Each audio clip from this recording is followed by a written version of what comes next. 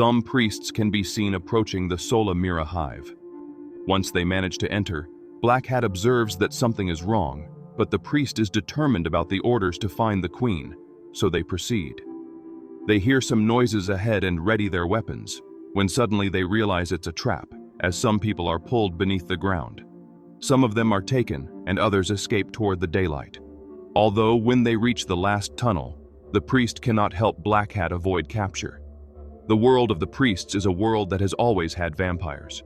A bloody war between humans and vampires was waged for ages, destroying each other and the world itself. Facing extinction, humans retreated to walled cities under the protection of the church. Then they created the ultimate weapon against vampires, the priests. They were powerful warriors, trained in the art of vampire fighting, who single-handedly decimated the vampiric threat. Vampires were no longer a problem, so the church decided to end the priest organization.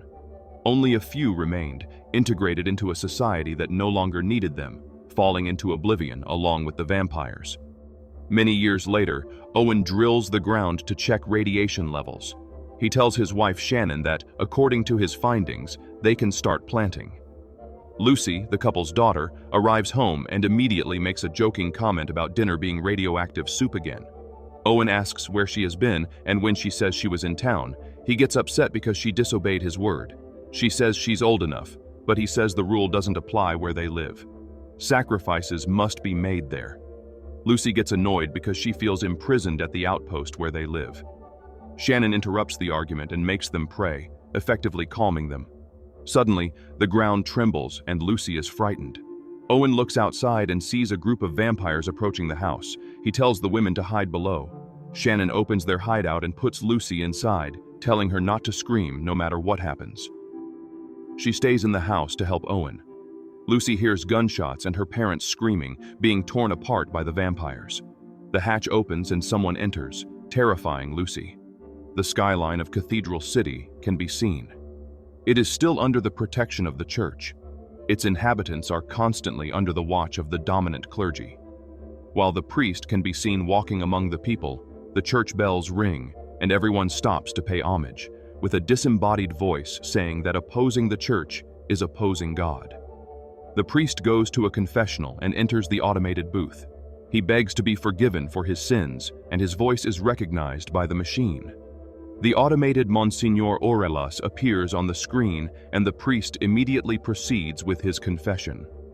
He had dreams about the war with the vampires, and the time he couldn't save one of his men. The priest began to question and doubt his faith. The automated Monsignor replies that the devil has many forms and that one can fight him with personal sacrifice and work, and then gives him his prayers of contrition. Later, the priest is returning home and is in an elevator with a boy and his mother. The boy asks about his tattoo, but his mother says he should not speak to priests. The moment he is about to enter his apartment, he knocks down a man who was following him. Hicks says he is the sheriff and tells what happened to his brother Owen, saying he was injured, Lucy was taken by the vampires, and Shannon was killed. The man follows the priest inside and says that Lucy spoke of him as a war hero, the best at killing vampires. He says he will go after her and could use his help alongside him. The priest cannot just accept. He goes to see the dominant clergy to request the reinstatement of his authority as a priest. Monsignor Aurelas has been informed by Monsignor Chamberlain of his problems. The priest tells them that his family was attacked by vampires, to which the Monsignor laughs, saying that no vampire escaped the reserves. He thinks it was the work of desert bandits and that the sheriff was mistaken. The Monsignor says there is no longer a vampire threat. Chamberlain tries to help the priest in his quest, but he refuses him and orders the priest not to shake the faith of the citizens. The priest continues to question him and is reminded by the Monsignor that questioning the clergy's authority is absolutely forbidden. If he disobeys them, he would be removed from the order and excommunicated. Meanwhile, on a fast-moving train, Lucy is kept in a cage by the vampires.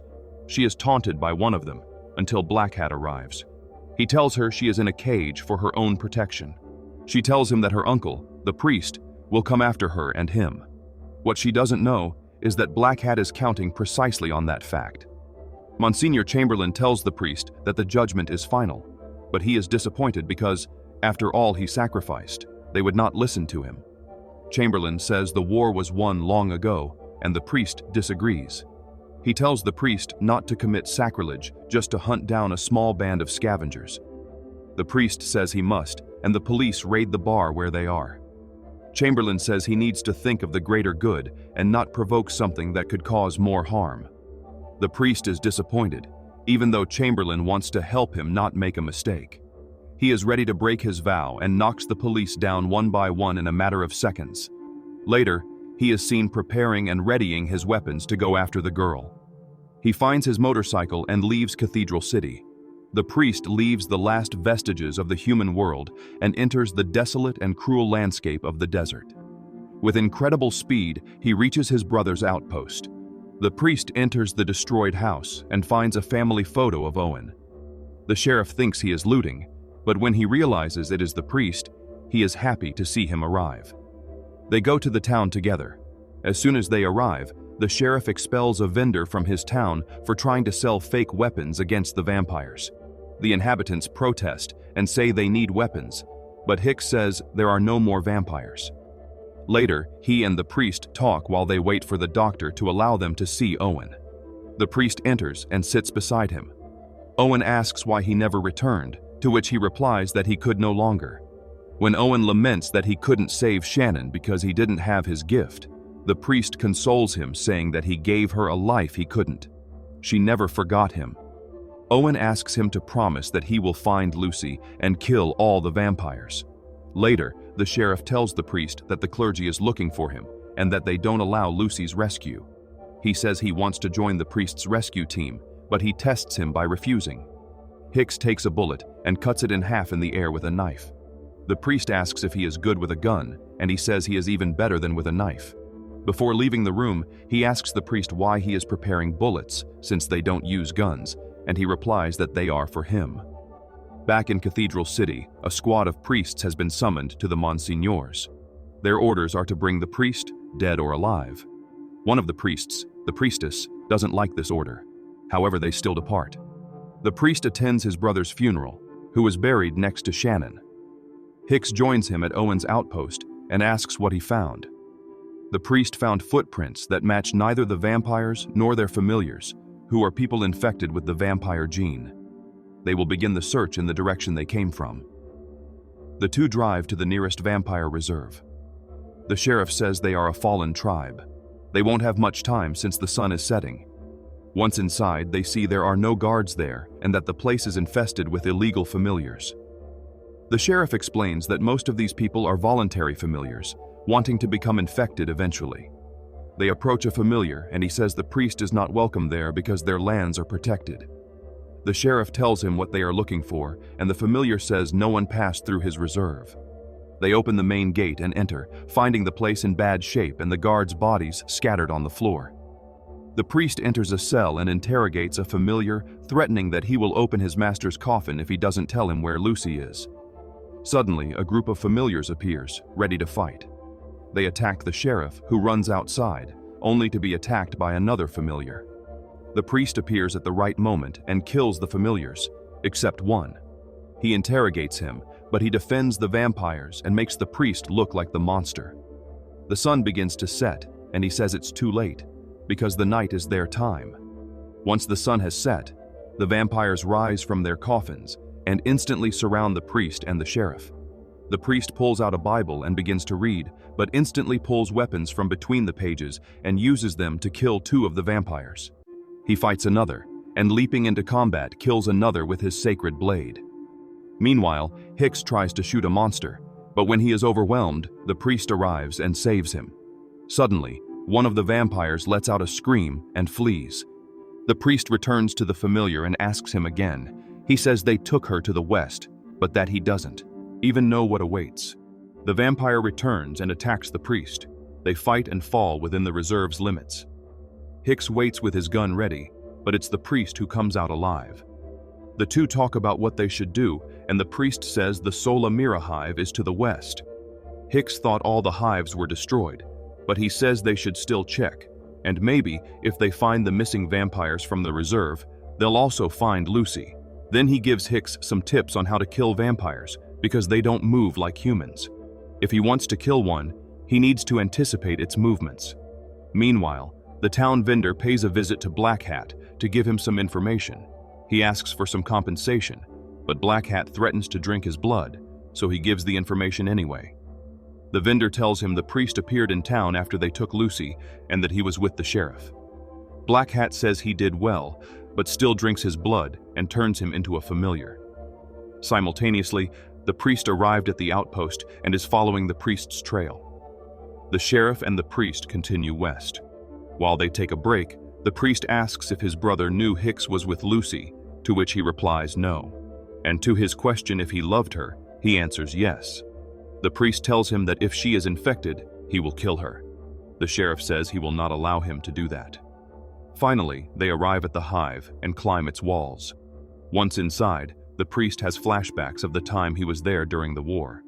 He throws a flare into the dark hole of the hive and tells the sheriff to shoot at anything that approaches and is not him. Then the priest descends into the hole. Hicks finds a toy buried under the dirt and explores the level of the hive he is in. A creature appears behind him. Meanwhile, the priest investigates the hive tunnels. He sees someone run past him and follows them. When he sees a light at the end of a tunnel, he is attacked by the priestess. The priest asks what she is doing there, and she says she was sent by the clergy. She and the others split up in the reserve. He tells her he had no choice but to break his vow. They hear gunshots in the distance. When they find Hicks, the priest tells him that the creature is a hive guardian, which is too big to descend there. The priests jump to fight it. The ferocious creature almost kills the priest, but his partner draws the monster's attention to leave him unsuspecting among holes in the wall. The priests regroup and work together to reach the creature. Using their strength, they leap onto the beast, and the priest delivers what seems to be the final blow. Suddenly, the creature wakes up, and Hicks kills it by shooting it. Later, the priests talk while Hicks guards the entrance. The priestess asks why there would be a guardian in an abandoned hive. Then she tells him that the sheriff will try to stop him from killing Lucy if she is infected. The priest thinks he wouldn't be able to do that. They talk about what they did after the war and share their hardships. She tells him she won't take him, but that she came to warn him. She, like him, is suffering from post-traumatic stress disorder after the war. In the good moments, however, she thinks of him. The three continue exploring the hive and reach a new rebuilt section. They enter, only to find a huge hive made for a new army. The only problem is that there's no one there. As they continue investigating, the priestess tells Hicks that the priest was taken much later by the clergy and his sacrifice was greater than for most of them. He approaches them saying the air is changing, and they find a huge exit that opens onto the city of Jericho, where the other priests were going. Simultaneously, the vampire train arrives at Jericho Station, to the astonishment of the man who works there. It stops right in front of him, but no one gets off. When he goes to check the door, a vampire kills him. Then Black Hat comes out, calling the others to start the hunt. A family is listening to music when a vampire invades their home and kills the father. The whole town is under attack by the vampire army, while Black Hat conducts it like an opera. Suddenly, the three priests who are after the priest arrive and confront him. He knocks down the first without difficulty. Black Hat asks the other two if they want to join him. The next morning, the group arrives at the town to find it desolate. They split up to search the buildings. The priestess finds dynamite, and the priest enters an empty house. Hicks and the priestess meet, and he tells her there is no one left. She says there were many mouths to feed. They find the priest in the middle of the town, praying before the bodies of the other priests. She joins him on the ground. Hicks asks what kind of vampire could have killed three of them. The priest replies that it's something they haven't seen before. They go to the train station, where Hicks tells them the track goes to the towns and Jericho is the last stop in the desert. The priestess and the priest realize that everything was a systematic plan to draw the priests out of the towns, so that the entire vampire army could take down the defenseless cities. She shows them the dynamite and makes a plan in which she will bring down the railroad and the two will take Lucy from the train. Then the priest goes to fuel up the motorcycles. Meanwhile, Black Hat offers food to a very tired and hurt Lucy. He tells her that he wants what everyone wants, to live without the weight of sin. Lucy takes a knife and hides it, then asks what he is. He explains he believes vampires are purer than humans, and that he is the one who will purify the impure world. Black Hat adds that she and the priest will help him do it.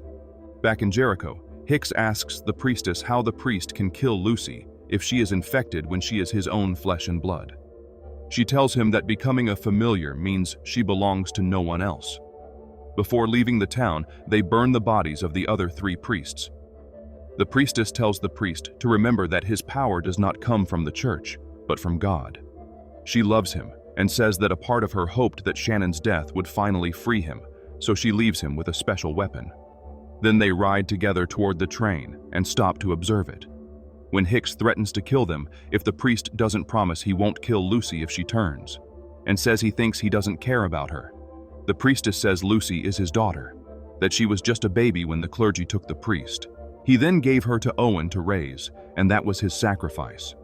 The priest tells him that if he kills him, he won't be able to save her alone, but they can only do it together. As they approach the train, the priest tells the priestess to blow up the tracks, regardless of them still being on it. Hicks jumps onto the train in the last car, then moves forward and enters the compartment. The priestess advances ahead as several bikers get off the train and go after her. But then she activates the bike's nitro and escapes them. Hicks enters a vampire nest, and the priest climbs to the top of the train, where Black Hat awaits him. Black Hat explains to the perplexed priest that the vampire queen turned him into a human vampire and asks him to join him so they can return to the city as brothers. The priest asks about his daughter, and he says she is waiting for his decision. He attacks him, but Black Hat dodges his attack and says that now he is stronger than him, so he cannot win. Meanwhile, the priestess sets up explosives on the tracks and arms them while watching the bikers approach. She prepares to fight them and instantly engages in combat. She eliminates them one by one with great skill in an incredible feat of strength and technique. Suddenly, she realizes one of the familiars dismantled the detonator, and she devises a new plan. The priest and Black Hat are fighting on the train, almost equal in skill and strength. But the vampire always finds the advantage. He asks the priest to join him again, but he refuses and throws his fist toward him, with Black Hat dodging all his moves. He knocks the priest down and thinks he pushed him under the tracks, but he clings to the train. Simultaneously, Hicks is navigating the train and escapes a nest of vampires waking up.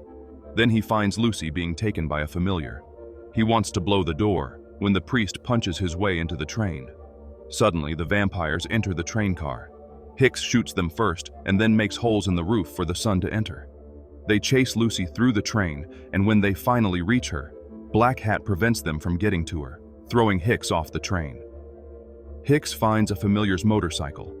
The priest is being beaten by Black Hat, but Lucy manages to free herself from her captor's grip and sets him on fire. So she goes after the vampire, but Black Hat blocks her and tells her that the priest is her father, then knocks her down. The priest attacks again, but the vampire pins him to the wall with his own blade. Black Hat takes Lucy out of the train and leaves the priest to burn. At the same time, the priestess set the explosives on her motorcycle and rushes toward the train. The priest wakes and frees himself from the wall. Black Hat is ready to turn Lucy when he appears and attacks him. She falls, but he grabs her in time. They hang on the side of the train, and Black Hat prepares to push them when they see the priestess approaching. She jumps off the motorcycle as it hits the train, and the priest leaps out, holding Lucy. The train is destroyed along with all the vampires inside it. Hicks sees the explosion and runs toward it. He arrives and finds the priest and Lucy alive. Happy, the girl jumps into his arms. The priestess walks toward them, and Black Hat's hat falls to the ground. Later, the priest enters a mass conducted by Monsignor Aurelius. He approaches him while belittling him for having returned. The priest throws a vampire's head at his feet and tells him to check the burning train outside the city. He says the vampire queen was not among them. Aurelius calls him a charlatan and threatens. The priest says the war with the vampires is only beginning as he leaves. We end with him finding the priestess in the desert, and she informs him that she told the others that they will meet them at the rendezvous point in another city. In the end, he leaves ahead alone to begin the return of the war against the vampires.